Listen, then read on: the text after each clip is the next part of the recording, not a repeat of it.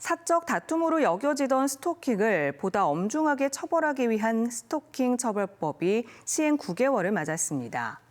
범죄 신고는 급격하게 늘었지만 경찰의 초동 대처는 물론 미온적인 처벌 역시 여전합니다. 김지혜 기자가 보도합니다. 지난해 11월 헤어진 여자친구의 집을 찾아가 죽이겠다, 자해하겠다고 협박한 40대 남성.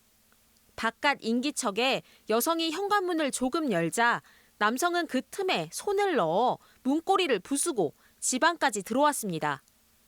범행 전에도 여러 차례 집을 찾아와 공포를 느낀 여성이 경찰에 신고했지만 소용없었고 남성의 스토킹 범죄에도 법원은 징역형의 집행유예를 선고했습니다.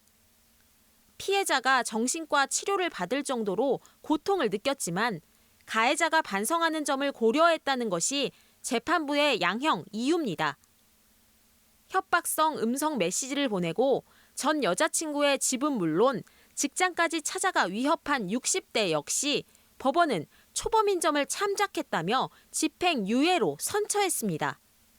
지난해 10월 스토킹 처벌법이 시행된 이후 현재까지 대전 경찰에 접수된 스토킹 신고 건수는 707건. 이 가운데 검찰에 송치된 사건은 159건으로 22%에 불과합니다. 피해자가 원하지 않으면 처벌이 어려운 데다 그나마 보복이 두려워 가해자에 대한 강한 처벌 주장을 주저하기도 합니다. 처벌을 하려면 반의사 불벌죄인 것을 좀 고려를 해야 되기 때문에 신고가 좀 명확해야 되고 그리고 피해자가 처벌 의사를 확실하게 밝혀줄 때만 처벌을 할 수가 있습니다. 그래서 기소하기가 부담스러운 부분이 있어서 스토킹 범죄의 위험성과 특수성을 감안해 사건 발생 당시 경찰의 초동 대처뿐 아니라 후속 대응이 강화돼야 한다는 조언도 있습니다.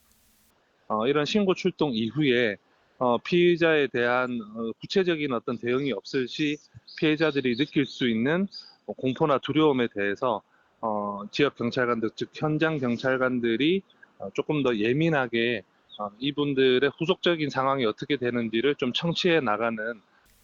올해 상반기에만 스토킹 범죄로 신변 보호를 받던 피해자 3명이 숨졌습니다.